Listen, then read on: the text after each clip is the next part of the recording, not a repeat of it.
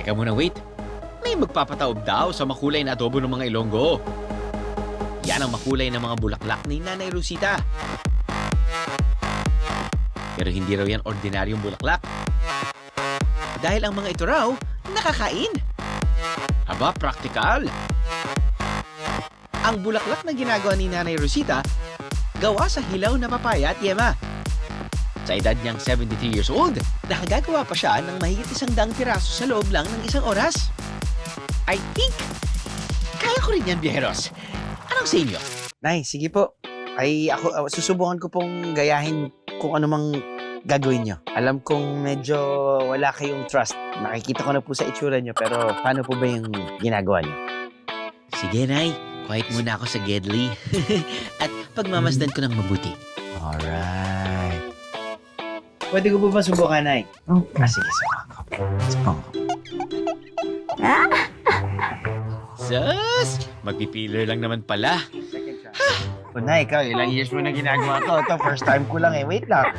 Give me a chance. Yeah. Hindi pa rin po, no? Hindi pa po Hindi pa rin rin. pwede. Hindi. Nay.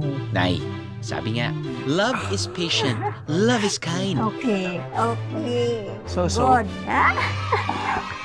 Good. Okay. I think mapurol na kasi ang peeler. Move on na tayo, opo. Para magkorting bulaklak ang papaya. Pagsamasamahin ito at paikutin, gaya ng ginawa niya sa'yo. Agoy! Hindi pa sapat ang asukal ng papaya, kaya dadagdagan pa ng yema. Buti pa to, matamis. Eh siya ba? Oh,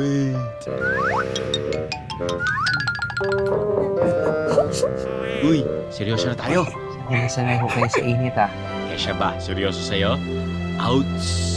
Dito. Two. Hawak mo dito. Hawakan mo doon. Lahat, mahirap lahat. Yeah.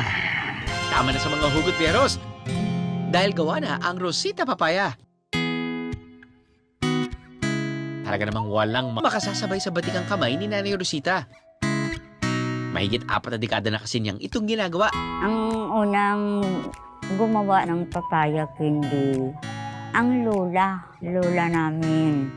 Pinagpatuloy ito ng kanyang nanay. At sa 4 na magkakapatid, bukod tanging siya na bunso ang nagpatuloy nito. Kaya sa kanya na ipinangalan ang panghimagas. Ang tanging matamis na hiling ni nanay, matutunan din ito ng kanyang mga apo. Gusto ko ang mga apo ko magtuto pa kasi hindi pa nila alam. Kapag tuloy ng papaya candy sa kabuhayan nila eh.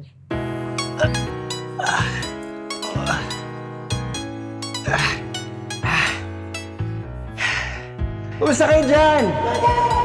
Okay. Ito. Wala siyang amoy dahil hindi naman talaga siya flower, pero tingnan natin kung gano'n siya katamis. Oh, matamis.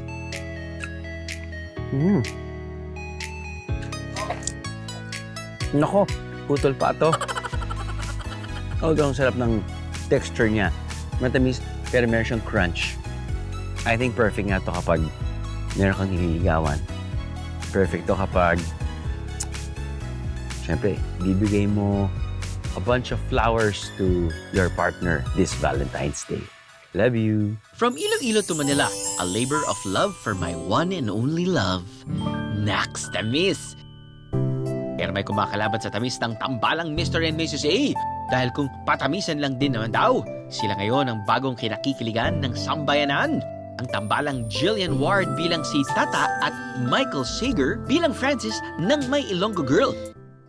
Pero wait, may hadlang. Si Venice, ang doppelganger. O kamukhang karakter ni Tata. Binis! Pwede ka ba picture? Drew! Si Idol pala to eh. Oy, pa-picture naman! Salamat. Yan!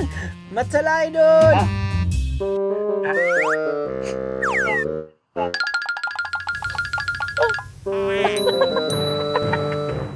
Ano, nalilig ka sa biyahe? God! All you gotta do is just subscribe to the YouTube channel of GMA Public Affairs and you can just watch all the Behind the Drew episodes all day, forever in your life. Let's go! Yeehaw!